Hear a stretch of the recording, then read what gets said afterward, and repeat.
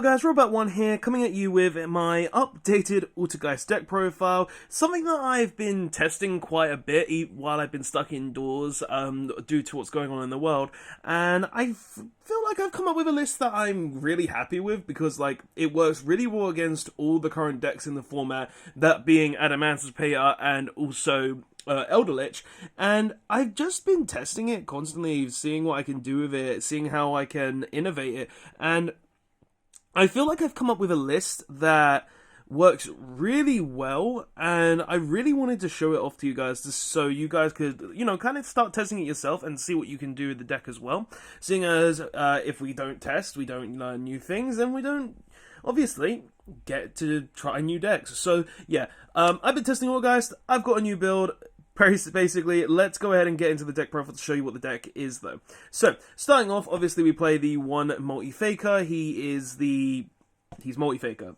She's multi-faker. Like, literally, if we could run more, we would run more, but we have to run one, so we can only run one. So we run one multi-faker, special summon from the hand, gives you all of your full combos. I don't really need to explain Faker too much, do I, guys?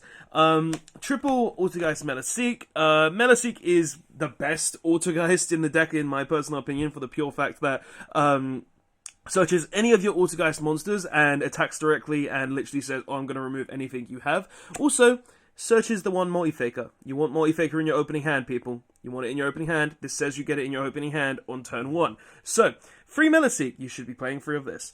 Free Altergeist Marionetta. Honestly, second best in my opinion. It says set any Altergeist trap directly from your deck to the field, so you want to be playing 3 of this. I have debated playing 2, but I feel like 3 is just the correct number right now, because you want as many ways to get to your Faker as possible, and spoofing is one of your ways to get to Faker, so you need as many Altergeist cards as possible to guarantee your spoofing can go off when you draw your spoofing. So just more reasons to play multiple Altergeist monsters.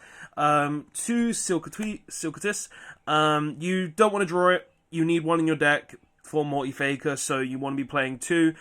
You should never play 1, and you should never play 3, because you definitely don't want to draw it, and 2 is just the correct number for cards like that, where you don't want to draw them, but you have to have them in your deck. So, yeah, literally, you want to be playing these, and also if you do end up drawing one turn 1, you can use it as a link material for like Almirage and stuff, and then if you've got Manifestation in hand, then you can just revive it and have a Compulse. But yeah, this is basically your Compulse. Also, if it's into graveyard, recycle your Altergeist traps. It's good in all instances in the Altergeist deck. You just don't want to have it in your opening hand. Literally, you just don't want it in your opening hand. 1 Konkuri, because Konkuri literally says, oh, I'm going to stop the battle phase. Oh, you're going to attack me? Well, I've got a Silkatis, so I'm going to compulse that one of your free monsters. Well, no. Your opponent attacks, declares an attack, summon it. Silkatis compulses one of the other monsters, returns Konkuri to the hand, attacks again. Oh, summon Konkuri again. Nice, I just practically ended your battle phase. Pretty much, you need to be playing 1. Like, being able to prevent your opponent from attacking you multiple times is just sick. Plus, also, this is it has a really nice effect where it's like a semi-fiendish chain of sorts as well, which is kind of nice too, so you want to be playing 1 of it for that reason. So yeah, Faker because you have to play at 1, Meliseek because it searches, Marionetta because it sets traps directly from the deck. Also, it's called a Haunted in a way, because you can send itself to the graveyard, target an Altergeist in your graveyard, summon it, Compulse, Trap Recycle, don't want to draw, and I don't want you to attack me. Pretty much those are the facts of the Altergeist monsters in your main deck. There's no other reasons to them, literally. They're so good in their own right. Literally, I don't think I need to explain them very much purely for that fact. They just do everything they're intended to do, and they keep you alive. But yeah, hand traps, we do play 3 Ash Blossom Joyous Springs, just the best hand trap in the format right now. Being able to stop your opponent from summoning the Golden Lord from deck, being able to stop your opponent from triggering their Adamantipator's effect, stopping Needle Fiber, everything along those lines. Just Ash Blossom does it, so you want to be playing the 3 Ash Blossom. Okay. Also, we're playing triple Pot of Extravagance, because this card says draw 2. No other reason than that. Plus, we don't really care much about our extract, except to maybe like the link ones to get rid of Meliseek, and also also this lovely one right here. This one, Hextia, like the good one. So yeah, you don't really want to banish those, so you run multiples, but you don't really care much about your extract, and drawing 2 is very useful. So triple extravagance, duh. For trap cards, though, we do play triple Altergeist spoofing. Yeah, so basically, you want to be playing triple Altergeist spoofing because spoofing says I get to shuffle any Altergeist card into the deck and add an Altergeist card, preferably Faker, but you could also add stuff like your Konkuri at times too, just to guarantee that you're able to prevent battle damage and battles in general. So, very good card. You shouldn't be running this at less than 3, in my opinion. This is a 3 of staple in any Altergeist deck, just because it says I'm going to give you your deck as much consistency as possible. And seeing as Altergeist do lack in the consistency department a bit, playing 3 of this just helps the consistency there as well. For other Altergeist traps, though, we are playing 2 Altergeist Manifestation. I was originally playing Altergeist Manifestation at 1, but now in the deck, you kind of need to have as many cards that say I'm going to give myself more advantage as possible. So I felt like running this at 2 was a lot better, and in testing, the cards come up so much. It's literally, having the second one in the deck just comes up a lot. Having a way to search it, because we're playing Trap Trick, turn 1 is actually just insane, because Trap Trick just says you can banish the other copy and then put it back in the deck, and then set it to the board. Like, there's so many so many ways to utilize Altergeist Manifestation, seeing as it's a revival for any of your Altergeist monsters, such as Siliquis to have Compulse, Multi-Faker, to summon another one from the deck, have multiple negates with stuff like Hextia and stuff, because like literally you just use Hextia's effect, and then summon back the monster that you sent with Hextia, and then you just get more free advantage from that. It's just like, this card just gives you so much more control opportunity and more advantage in the deck that I feel like 2 is just even better now than ever, seeing as we need more advantage in the deck overall anyway. So, very good at 2. I'm definitely not going to cut it to 1 for now, at least, because just more advantage for herself seems to be really good right now in this deck, and I'm just liking it so much. 1 protocol, I don't think you should ever be running more than 3 Altergeist traps specifically. Seeing as the Altergeist traps, they are searchable through Marionetta, so you don't really need to run more than 3 at a time. And I feel like just play 1 protocol is kind of alright now, seeing as sure monster effects are still prevalent, but you losing advantage to pay the cost is kind of big at times. And unless you're sending like a Meliseek or a Silkatus with a trap engrave, you're kind of just negging yourself to make them lose a card. So, just in testing, I felt like 1 was alright. Plus, you don't really ever need a second one. Like, you just return it to your hand anyway, just so you can trigger it. And that's all that you really need to do with it. You don't really need more than 1 protocol at this point in the game. So 1 protocol is all you really need, in my personal opinion. But for other traps, we're playing triple Trap Trick, because this card literally just says search any normal trap in your deck. Like, literally, it's free searching potential for anything. It's going to be the last trap you activate, because unless you really need to get to that trap card to prevent your opponent from making a play, you're not going to care. And literally, this card just says, oh, you have a trap card. You have a card that you want to specifically resolve. Well, I can set any normal trap from my deck, be it Impermanence, be it a Paleozoic, be it a Evenly Matched to like trigger off Evenly Matched at the end of the battle phase. Like, this card just says, oh, sick, I'm gonna kill your board. I'm gonna stop you from playing the game. Nice going, mate. Nice going. You're not gonna have fun with this card. And literally, when I first topped with Altergeist, the regional that I went to, I came second. This card came in so clutch, and even ever since then, I've been wanting to find a way to reincorporate it into the deck. And I feel like I've found that with this build, and this build just like Trap Trick. It's such a good card. It's just such a good card being able to just get you any trap from your deck, like literally. And I've just been testing it more and more, and I'm liking it more and more again. So, triple Trap Trick, very strong. We also play triple Impermanence, obviously as a hand trap and also a target for our Trap Trick, being that we can literally set it from the deck and have that additional disruption for our opponent. Triple Paleozoic Dinomischus, same, like this card. This card is insane. Literally, I've never liked this card very much, because you always had to discard a card, and in Altergeist, you never really want to discard cards in your hand. But in the current format we're in, Paleozoic Dinomischus is actually nuts. Against decks like Adamantipator, you can banish the Granite Knight, you can banish their first tuner to stop them from having a rock on board to continuously go even further. Against Elderlich, you can banish the Golden Lord itself. Like, literally, this card says, I'm going to stop my opponent from having any of their resources, because I'm just going to banish it, they're not going to be able to do anything with them, and then they're just going to lose from there. So I'm literally testing this so much, and I'm trying in other decks too, outside of Altergeist. I feel like it's best in Altergeist, like maybe Shadows can play it too.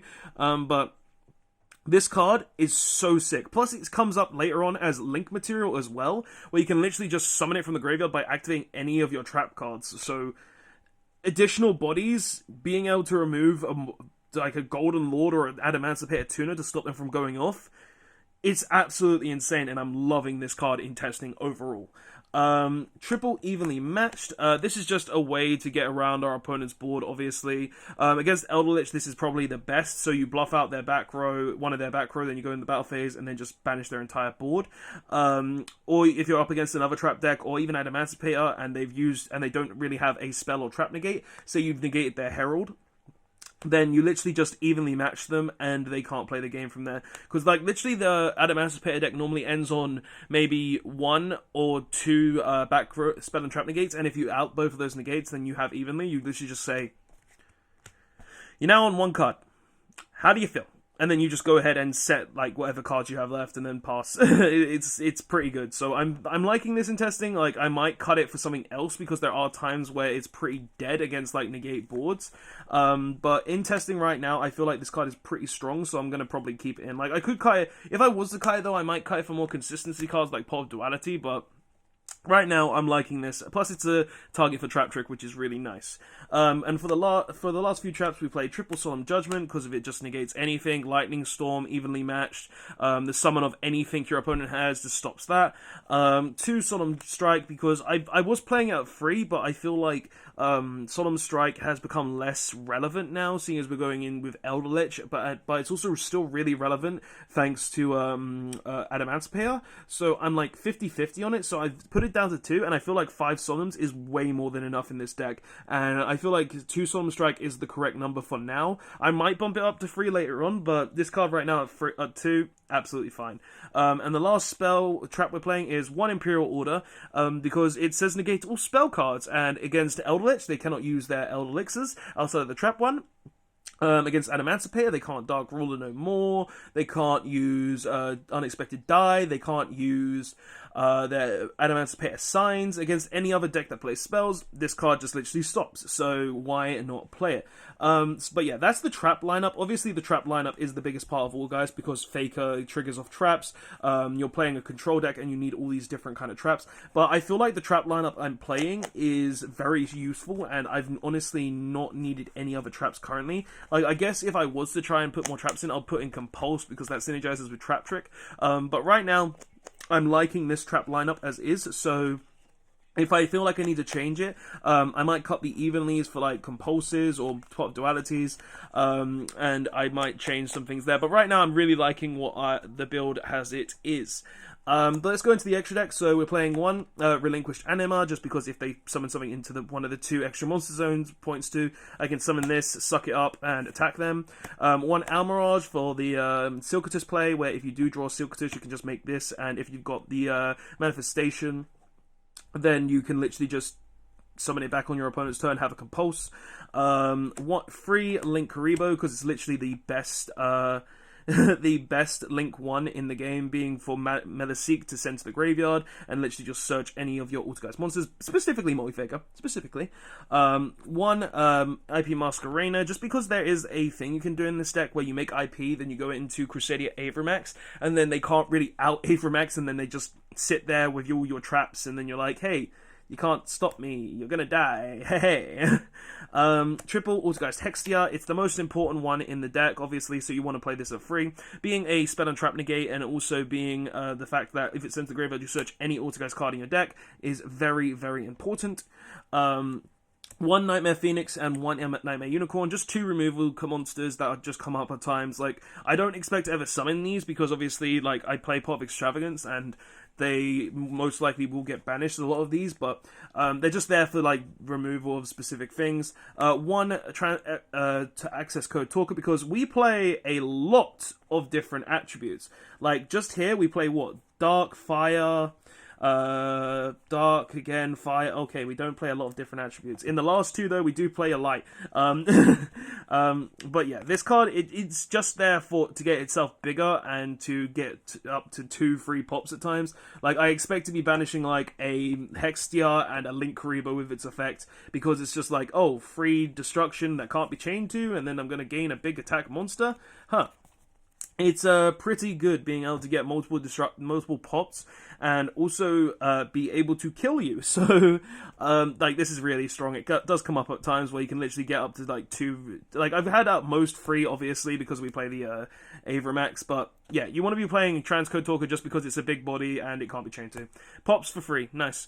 1 Unchained Abomination, same reason kind of as Access Code Talker, but instead this one just gives you infinite amount of pops, where if you keep going throughout the game, you're just going to keep gaining more and more advantage, because your cards kill their cards, and if your cards die, then you kill their cards, and then you just gain more advantage constantly. And also, this is one of the things you can make with your IP Mask Arena to guarantee that this gains more advantage. This can't be destroyed by effects, so it just stops your opponent from being able to kill it very easily. So it's just kind of like things with that. 1 Crusadia Avramax, as I said, with the IP thing, and also for the fact that you can literally just keep attacking, dealing damage, and also can't really be beaten. Like Avramax is a very hard card to over, and if you make it with IP Mask Arena, it's even harder. And finally, Borosword, you're probably never going to make it because the OTKs aren't really of constant in Altergeist, but if you ever do get the chance, Borosword is there. But guys, that is the deck profile. Honestly, I know I've been a little outlandish on some things, like at the beginning with the Altergeist monsters, but overall, I feel like the Altergeist deck is a very strong deck right now. It literally can ruin an Adamancer player's game. It can destroy Eldritch to a good degree, and I feel like this deck is still just really underrated by a lot of players right now. But yeah, like this deck, I feel like is really strong. It's really fun to play still as well. Like just being able to control the game with all your trap cards. It's very good for you control players out there because it's a very good control deck, and I just really like the deck overall. So guys, if you enjoyed this video, don't forget to press the like button to show your support and that you want to see more deck profiles like this on the channel. Don't forget to leave a comment telling me your thoughts about the deck, maybe some things you would change about the deck. I feel like I've said a lot in this video on what I could change and what to make it different, but I feel like this is the build that I'm personally happy with right now. Don't forget to like the video as well to show your support. Subscribe to the channel to see more content along these lines as well, guys. If you do want to support the channel to help me grow the channel, make it better, get better software, better equipment, stuff like that, there is a link in the description to support the channel and help out there. But guys, you don't have to do that. That's just up to you. It's you just being here watching the video, pressing the likes and everything like that is good enough for me. But guys, thank you so much for watching. Don't forget to like, comment, and subscribe on this video, as I just said, and I'll see you guys next time. I really like Altergeist. Ghost Girl is one of the best characters from Vrains, and I'll see you guys later. Robot1, signing out.